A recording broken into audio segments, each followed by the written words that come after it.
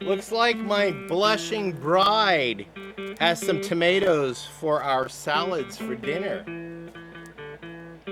Very good. Nice tomatoes. Stay tuned, and I'm going to show you the, the triumphs and the tragedies, the successes and the failures in our homestead garden. Stay tuned.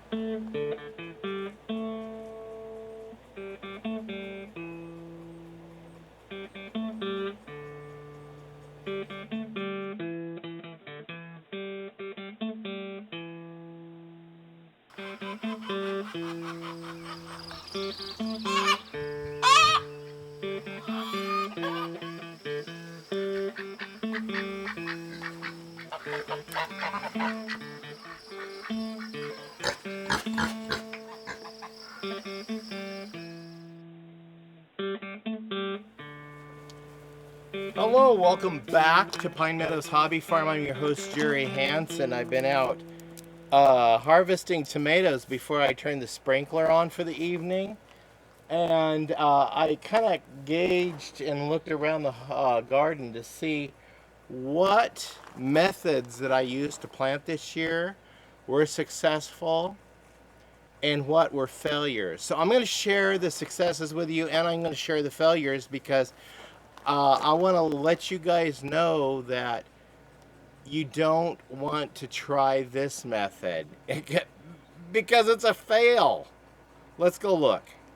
Okay, I started tomato from seeds. So I'm harvesting lots of tomatoes. I'll be canning tomatoes here pretty soon, but tonight's vegetables that I harvested will go into a salad. And I planted them with some basil, so hopefully this crop, as it crops in the past, when I grow the tomatoes next to basil, they kind of get infused with a little bit of the basil flavor. I also plant carrots at the base, and the carrot tops help repel some of the insects that like tomatoes so far. So far, I have not seen any pests on any of my tomatoes, so that sister gardening method is a success. It is working. I do have marigolds growing around them too. It's another form of pest repellent. But some of the crops that are planted alongside of them, like beets.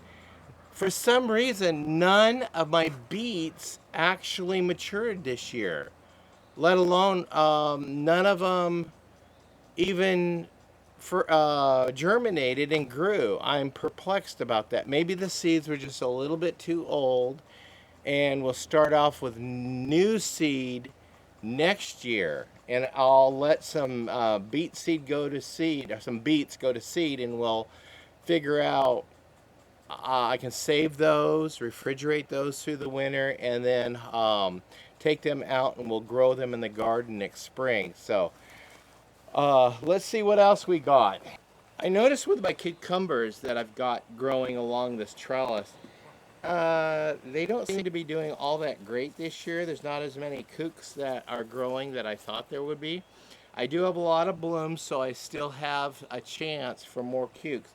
But what I do have, I can utilize those in salads, and maybe at the end of the season I'll harvest what I can and make some pickles. But I was really disappointed with them this year because I really had my heart set on making a lot of jars of pickles. But this is all I got this year so far. Romaine lettuce I planted and spinach I planted, zero. What the problem there was, I had a ghastly little beast come in and eat every one of them. Ghastly. Lost every one of them.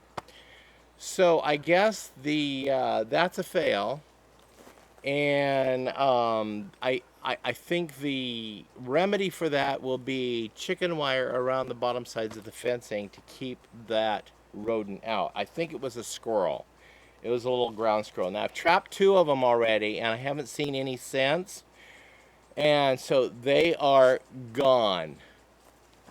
I'm not going to tell you how I did it, but they're gone.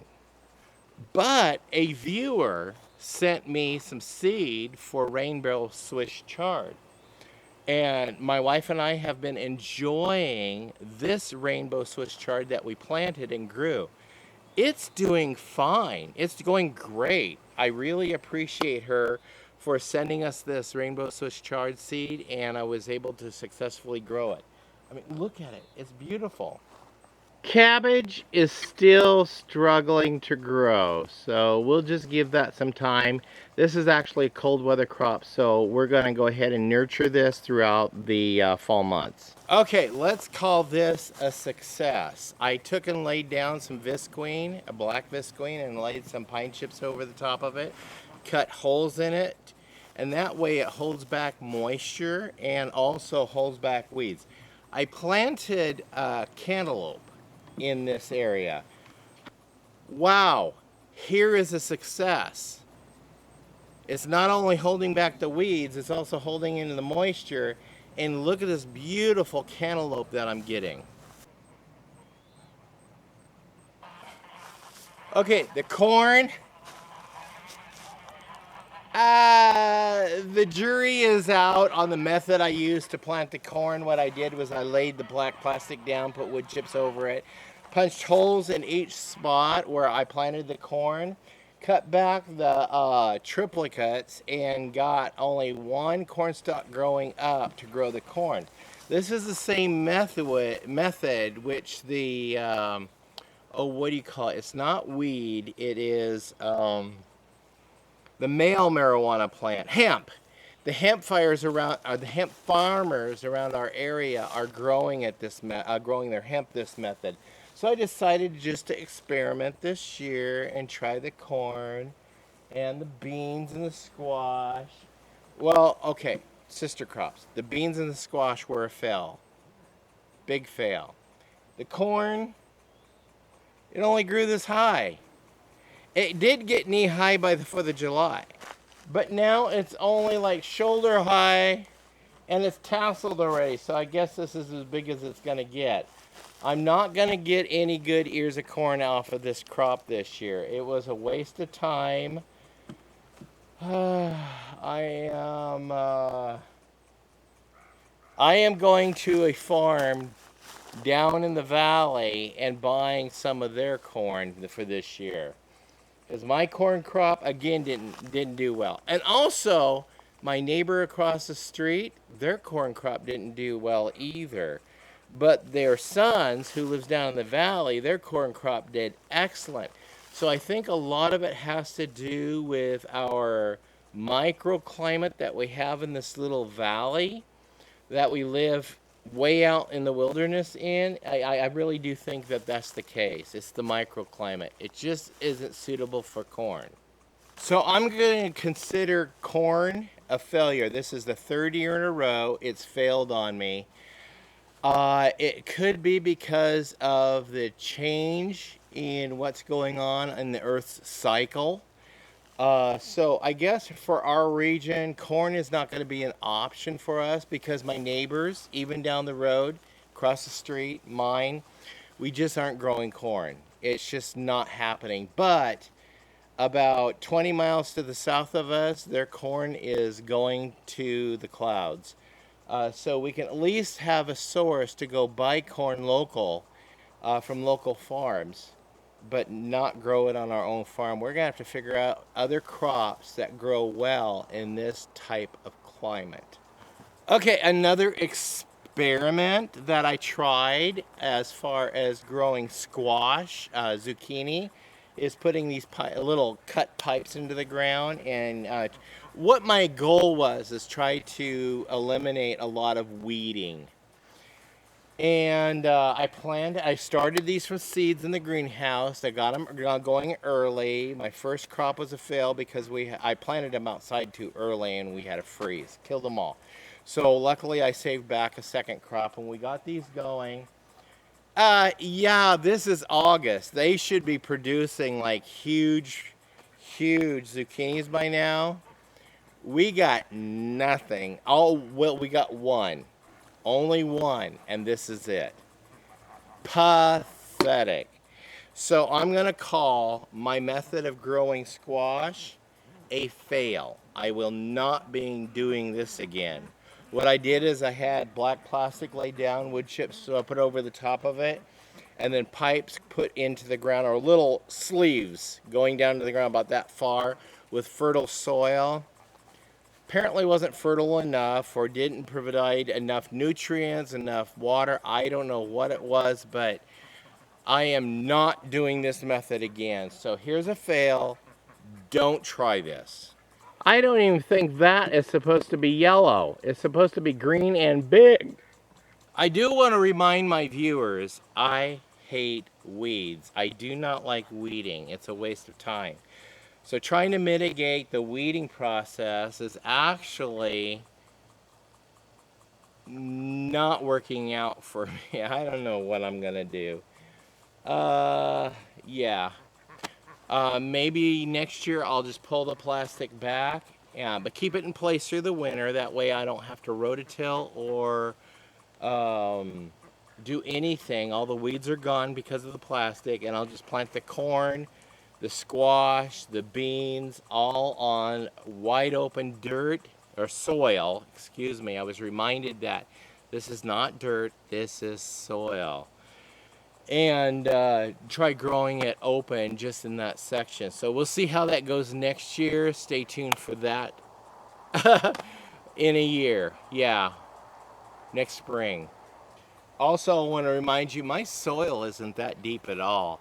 In most places, it's only this deep. That's it. It's only that deep because what I have is a hard pan rock surface under there. So when I irrigate, all the water goes down to the hard pan surface, and it all filters down my driveway to where I park my cars, and then it becomes a big puddle until it flows down along the driveway in the parking area and down into the creek bed. Yeah, that's what happens. So it's not great up here because this is an ancient lake bed, and apparently with a lot of clay in the soil, it packed down, compacted, and turned into a hard pan rock surface. So that's why I'm having to do raised beds.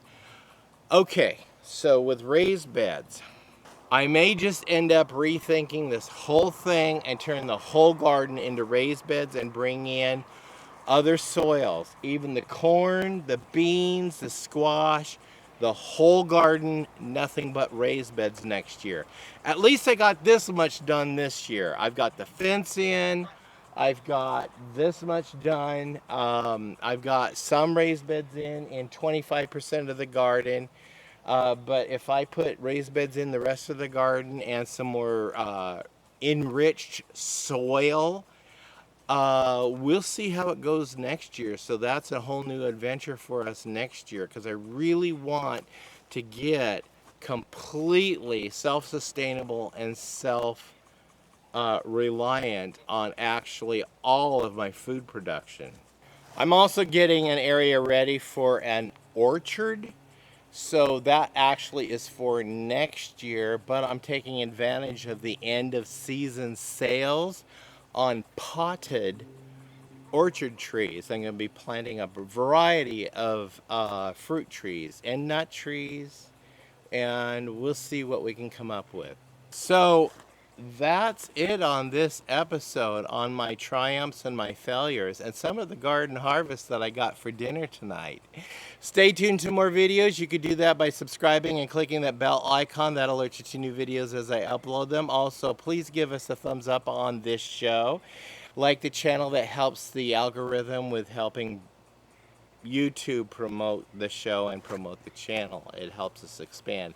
Something you could do to help promote our channel is click that share button. Sharing my videos on your social media platforms really helps out the channel a lot. Hey, if you have any suggestions, I take your suggestions seriously.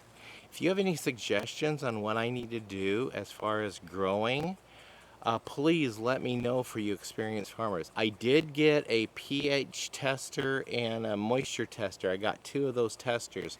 So we'll be using that shortly here and seeing if it's the pH. I think it's the pH in the soil, and I need to know. I'm betting accumulating different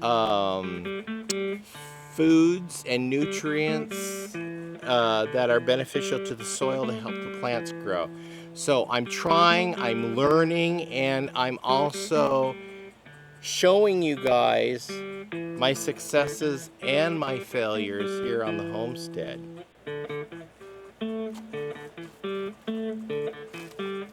So we'll see you guys in the next episode. Be safe and please, please, please, please, please be kind. Bye-bye.